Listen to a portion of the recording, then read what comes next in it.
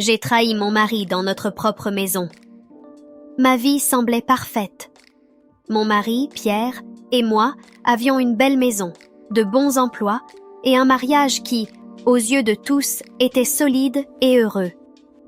Cependant, une nuit, tout a changé.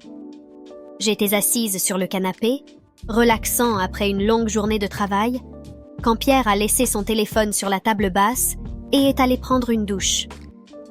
Une notification de message a allumé l'écran du téléphone et, par impulsion, je l'ai pris. J'ai vu un message de quelqu'un nommé Anaïs. Le message disait « J'ai hâte de te revoir. Hier soir était incroyable. » Mon cœur s'est emballé, mes mains tremblaient. J'ai continué à lire, chaque message étant plus compromettant que le précédent. Ils échangeaient des déclarations d'amour, faisaient des plans pour des rencontres secrètes. J'ai senti un nœud dans la gorge, comme si le sol s'était dérobé sous mes pieds. J'ai attendu que Pierre sorte de la douche, essayant de rester calme. Lorsqu'il est apparu, se séchant les cheveux avec une serviette, j'étais assise au même endroit, le téléphone à la main. Il a vu mon expression et s'est arrêté. « Claire, qu'est-ce qui se passe ?» a-t-il demandé, une ombre de préoccupation traversant son visage. J'ai levé le téléphone et montré l'écran. « Qui est Anaïs ?» Il a figé pendant une seconde, mais s'est vite ressaisi. « Elle est juste une collègue de travail. Cela ne signifie rien. » Je savais qu'il mentait. Je pouvais le voir dans ses yeux. On dirait bien plus qu'une collègue de travail, Pierre. Ma voix était froide, malgré les larmes qui menacèrent de couler. Pierre a tenté de me convaincre, mais je n'étais pas prête à écouter. J'ai passé la nuit blanche, réfléchissant à ce que je ferais ensuite. Le lendemain matin, encore sous le choc, je suis allée parler à ma voisine et amie, Louise. J'avais besoin de me confier à quelqu'un. Louise m'a accueillie dans sa cuisine avec une tasse de thé chaud et un câlin réconfortant. Je lui ai tout raconté, montrant les messages que j'avais trouvés. Ses yeux se sont écarquillés de surprise et d'indignation. « Claire, c'est horrible !» s'est-elle exclamée en serrant ma main. « Tu mérites mieux.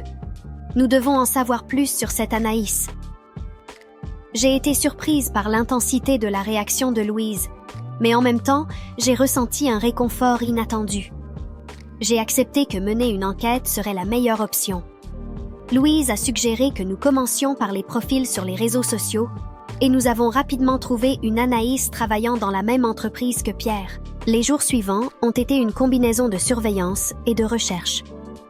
Louise et moi sommes devenus des détectives amateurs, échangeant informations et théories comme deux conspiratrices. Au fur et à mesure de notre enquête, notre amitié s'est renforcée. Nous avons trouvé des messages échangés sur Facebook, des photos marquées et même des réservations de restaurants. Pendant ce temps, Pierre semblait ignorant de ce qui se passait. Je maintenais une façade de normalité à la maison, mais à l'intérieur, ma colère et ma douleur grandissaient. Louise, avec son empathie et son soutien inébranlable, est devenue mon refuge. Un soir, après une longue journée d'espionnage numérique, Louise m'a invitée à dîner chez elle. J'ai accepté avec plaisir. Pendant le dîner, nous avons discuté de tout, pas seulement de Pierre et Anaïs, mais aussi de nos vies, nos rêves et nos peurs. C'est dans cette ambiance d'intimité que j'ai réalisé quelque chose de nouveau en moi. Un sentiment pour Louise qui allait au-delà de l'amitié. Les semaines ont passé et je me suis retrouvée de plus en plus proche de Louise. Il y avait quelque chose dans sa façon de m'écouter, dans la manière dont elle tenait ma main, qui me faisait me sentir en sécurité et aimée. J'essayais d'ignorer ces sentiments, pensant qu'ils étaient le résultat du stress et de la confusion avec Pierre. Mais plus le temps passait, plus il devenait difficile de nier la vérité. Une nuit, alors que nous étions assises sur le canapé de son salon, riant d'une blague idiote, elle s'est soudain arrêtée, me regardant dans les yeux. « Claire, je dois te dire quelque chose. » Sa voix était douce mais sérieuse. « crois que je tombe amoureuse de toi. » Mon cœur s'est emballé. La confession de Louise était le reflet parfait de ce que je ressentais. Sans réfléchir, je me suis rapprochée et je l'ai embrassée. C'était un baiser tendre, plein d'émotions réprimées. Quand nous nous sommes séparés, nous avions toutes deux des larmes aux yeux. Moi aussi, je ressens ça, Louise. Ai-je avoué, ressentant un étrange mélange de peur et de soulagement. Dans les jours qui ont suivi, nous avons commencé à vivre une romance secrète, cachée des yeux du monde, et, surtout, de Pierre. Il y avait une excitation dans nos rencontres furtives, mais aussi une ombre constante de culpabilité. Nous savions que notre situation était compliquée, mais nous ne pouvions pas résister. La vie continuait avec sa routine apparente de normalité, mais j'étais partagée entre deux mondes. Avec Pierre, tout semblait pareil en surface, mais à l'intérieur, mon esprit était toujours avec Louise. Notre romance secrète était un refuge, un endroit où je pouvais être complètement moi-même. Cependant, la tension commençait à me peser. Une nuit, après une énième dispute triviale avec Pierre sur les finances de la maison, j'ai ressenti le besoin désespéré de me confier à Louise. Je suis allée chez elle et, en ouvrant la porte, j'ai perçu quelque chose de différent. Elle était étrangement agitée. « Louise, que se passe-t-il » ai-je demandé, inquiète. Elle a hésité un moment avant de finalement parler. « Claire, je crois que nous devons parler d'autre chose. C'est à propos d'Henri. » Henri était le mari de Louise, qui voyageait fréquemment pour le travail. Au ton de sa voix, j'ai compris que quelque chose de sérieux allait être révélé. Elle a continué. J'ai découvert qu'il avait aussi une liaison. La révélation de Louise sur l'infidélité d'Henri a été un choc. Nous vivions toutes deux des situations si parallèles et en même temps si étroitement liées. Elle m'a montré des messages compromettants et des photos, des preuves irréfutables de la trahison d'Henri. Notre douleur mutuelle semblait nous unir encore plus. Pendant que nous discutions de ce qu'il fallait faire, une idée a commencé à germer dans mon esprit. Et si nous confrontions Pierre et Henri ensemble? Peut-être, avec la vérité exposée, pourrions-nous trouver une manière de gérer cela. Louise a accepté à contre-cœur, et ainsi, nous avons planifié notre confrontation. Le week-end suivant, nous avons organisé un dîner chez moi. Pierre et Henri sont arrivés sans soupçonner quoi que ce soit. Pendant le dîner, Louise et moi échangions des regards nerveux, attendant le bon moment. Finalement, j'ai décidé qu'il était temps. « Pierre, Henri, nous avons quelque chose d'important à discuter avec vous. » ai-je commencé, essayant de rester calme. « Nous avons découvert que vous aviez tous les deux des liaisons. » L'expression de leur visage a changé instantanément. Pierre a tenté de nier, mais j'ai montré les messages que j'avais trouvés. Henri, en revanche, est resté silencieux, semblant plus coupable que surpris. Louise a regardé Henri avec un mélange de tristesse et de colère. « Pourquoi, Henri ?» Sa voix était un murmure de douleur. Il a baissé la tête, incapable de répondre. Pierre, cependant, s'est lancé dans une série de justifications, essayant de minimiser la situation. « Claire, je peux expliquer » a-t-il dit désespérément. C'était une erreur, cela ne signifiait rien. Mais je n'étais plus intéressée par ses excuses. Ma décision était déjà prise. Peu importe, Pierre, ce que tu as fait nous a profondément blessés. Et maintenant, nous devons gérer les conséquences. Henri a finalement rompu le silence. Je suis désolée, Louise. Je n'ai jamais voulu te faire de mal. C'est alors que Louise et moi, dans un élan d'honnêteté, avons décidé de révéler notre relation. Leur réaction a été de la pure incrédulité. Pierre est devenu livide, tandis qu'Henri semblait perdu. « Vous êtes ensemble ?» a demandé Pierre, stupéfait. Nous avons hoché la tête. La salle est restée silencieuse, chacun essayant de comprendre les révélations. Le dîner, qui avait commencé comme une confrontation des trahisons, s'est terminé par une confusion de sentiments et une redéfinition de nos relations. Les jours suivants ont été un chaos d'émotions. Pierre et Henri tentaient de gérer la découverte de notre relation, tandis que Louise et moi essayions de comprendre comment aller de l'avant. Les choses étaient devenues plus compliquées que nous ne l'avions imaginé. Pierre a tenté de regagner ma confiance, mais j'étais déjà émotionnellement distante. Henri, quant à lui, faisait tout son possible pour se racheter auprès de Louise. Au milieu de tout cela, notre relation secrète devenait impossible à cacher. Nous avons décidé d'être francs sur nos sentiments et d'essayer de comprendre ce que cela signifiait pour nous quatre. Une nuit, Pierre m'a demandé de parler sérieusement. « Claire, je sais que j'ai fait une erreur, mais je veux essayer de nouveau. Je veux sauver notre mariage. » Il semblait sincère, mais je n'étais pas sûre que ce soit suffisant. « Pierre, je ne sais pas si c'est possible. Mes émotions sont en désordre. J'aime Louise, mais je ne veux pas te perdre non plus. » Pendant ce temps, Louise avait une conversation similaire avec Henri.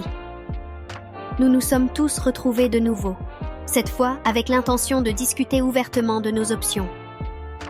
Nous savions que nous étions à une croisée des chemins et que toute décision prise changerait nos vies pour toujours. La décision de nous retrouver pour discuter de l'avenir était pleine de tension. Pierre et Henri essayaient encore de s'adapter à l'idée que Louise et moi avions des sentiments l'une pour l'autre. La réunion a eu lieu chez Louise, un environnement neutre, où tout le monde se sentait relativement à l'aise. Pierre a été le premier à parler. « Claire, je comprends que les choses ont changé, et je sais que je dois respecter tes sentiments pour Louise, mais je ne veux pas abandonner ce que nous avons. » Henri a acquiescé, ajoutant « Il en va de même pour moi et Louise. Je l'aime encore, et je veux faire ce qu'il faut pour réparer nos erreurs. » Louise et moi nous sommes regardés, incertaines de la marche à suivre.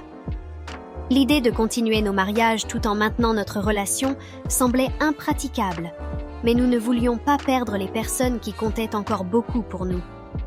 Après une longue discussion, une idée audacieuse et risquée a émergé. Et si nous essayions une relation ouverte, où chacun pourrait explorer ses sentiments sans abandonner les liens qui avaient encore de la valeur? C'était une proposition pleine de défis et d'incertitudes, mais aussi la seule qui semblait offrir une solution viable. Nous avons décidé de tenter l'idée de la relation ouverte avec beaucoup de prudence et d'honnêteté. Nous avons défini des règles claires pour garantir que tout le monde se sente respecté et valorisé. Au début, c'était étrange et difficile, mais cela a aussi apporté un nouveau type de compréhension et de communication entre nous.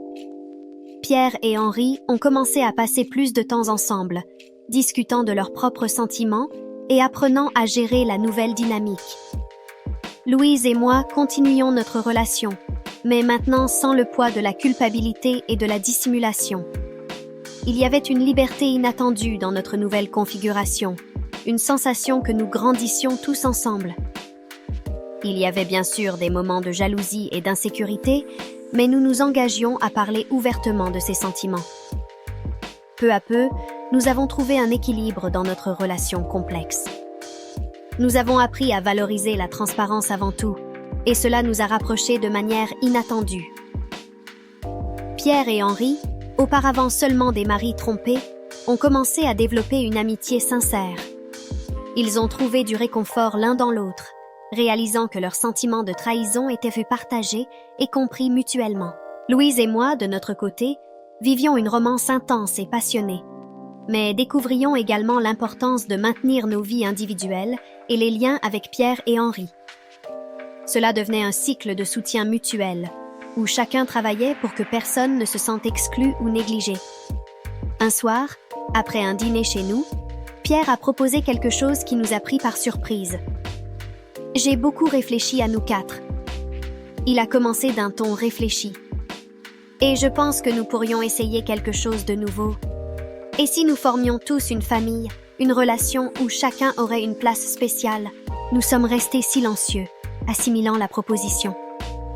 C'était un pas au-delà de ce que nous avions envisagé, mais cela semblait aussi une évolution naturelle de ce que nous vivions.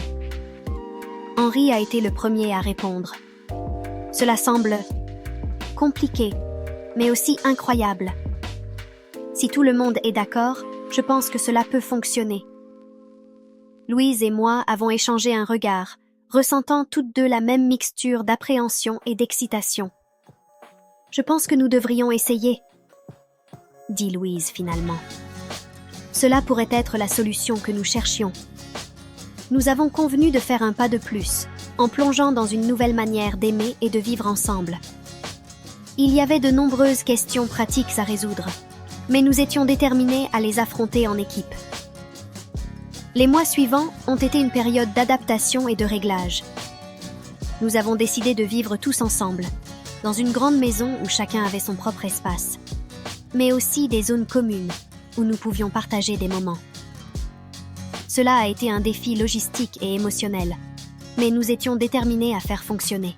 Nous avons découvert que, malgré les complications, il y avait une beauté dans notre nouvelle façon de vivre.